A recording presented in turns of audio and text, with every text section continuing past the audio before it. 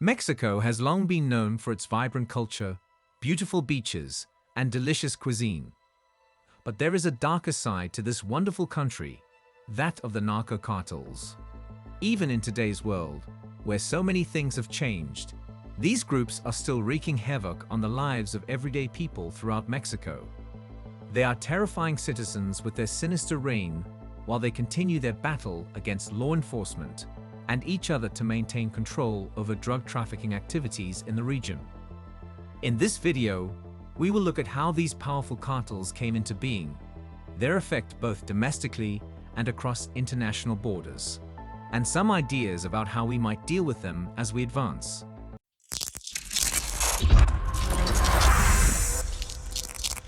Hello, and welcome to the Amuse World. Before starting our video, don't forget to smash the subscribe button and click the notification bell for more amazing content. Conflict over drugs. For more than a decade, Mexican police have been fighting drug cartels in deadly ways with little result. Thousands of Mexicans, including politicians, students, and journalists, are killed in the conflict every year.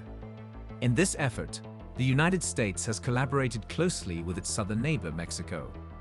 Mexico has received billions of dollars from the United States to modernize its security forces, modify its judicial system, and fund development projects to prevent individuals from entering Mexico's southern border.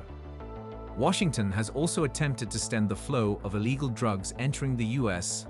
by making the border with Mexico safer and easier to monitor. What drugs do the cartels trade?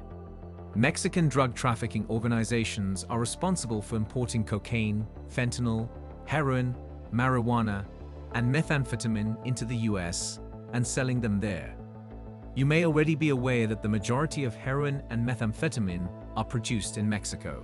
In contrast, the majority of cocaine is produced in Colombia and then transported to the United States by Mexican criminal organizations. Mexico, like China, is a major source of fentanyl, a synthetic opioid that is up to 50 times stronger than heroin. Mexican authorities recovered nearly 5 times as much fentanyl in 2019 and 2020 as they did in 2019. Apart from that, California's thriving marijuana industry has encouraged people to smuggle marijuana grown in the United States across the border into Mexico, where the narcotic remains illegal. Let us now examine the major cartels in Mexico. Which cartels are the strongest? Mexico's drug cartels are constantly changing. They have developed, divided into smaller factions, formed new alliances, and fought for territory over the years. According to the US DEA, numerous drug trafficking organizations pose the greatest threat to the US. The Sinaloa cartel is a terrific place to begin. Sinaloa is home to one of Mexico's oldest and most powerful drug trafficking organizations. Joaquin El Chapo Guzman formerly led it. The cartel controls nearly half of Mexico's states, particularly along the Pacific coast in the northwest and near the country's southern and northern borders. It also operates in more than 50 countries, more than any of its Mexican competitors. Guzman was extradited to the United States in 2017, receiving a life term on various narcotics counts. Ismael Zambada Garcia and El Chapo's sons, known as Los Chapitos, now lead the group. The next one on the list of cartels is the Jalisco New Generation Cartel. Jalisco, which split from Sinaloa in 2010, is one of Mexico's fastest-growing cartels. It operates throughout over 2/3 of the country. According to officials in the United States, Jalisco cartel supplies more than 1/3 of the US drug market. The Beltran-Leyva organization is the next to emerge.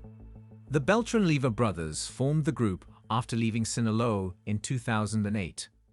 All 4 brothers have since been executed or imprisoned, but their supporters are still active throughout Mexico. Over the years, the organization has grown more powerful and independent, with ties to Jalisco, Juarez, and Los Zetas. One of the old cartels is the Gulf Cartel. The cartel operates throughout northeast Mexico, particularly in Tamaulipas and Zacatecas. The cartel is suspected to be collaborating with Jalisco members in certain areas. Over the last 10 years, the group has divided into several groups, leaving it weaker as it battles Los Zetas for territory. Los Zetas began as a paramilitary wing of the Gulf Cartel. In 2007, the DEA labeled Los Zetas as the country's most technologically advanced, smart, and violent cartel. It split from the Gulf Cartel in 2010 and took control of much of eastern, central, and southern Mexico. In 2009, a faction called Guerreros Unidos, which translates as United Warriors, split from the BO and began trafficking heroin. The organization collaborates with the Jalisco cartel and uses the same transportation networks to carry drugs into and out of the United States. A few other cartels include the Juarez cartel. The group maintains a stronghold in the Mexican state of Chihuahua, which is located in the country's north-central region. Also, we have the La Familia Michoacana. La Familia was founded in the 1980s and is situated in Michoacán, Mexico's westernmost state. The last one is the Los Rodos cartel. It operates in central and southwestern Mexico and relies primarily on kidnapping and extortion. Mexico's narco cartels are a huge problem in the country. They're responsible for much of the violence and crime. The government is trying to crack down on them, but it is difficult, and still, many people live in fear of the cartels. The fate of Mexico's cartels will only become clear with time. What are your thoughts on Mexico's narco cartels? Do let us know in the comments. If you liked this video, please give it a thumbs up and subscribe to the channel. We appreciate your time. We'll see you later.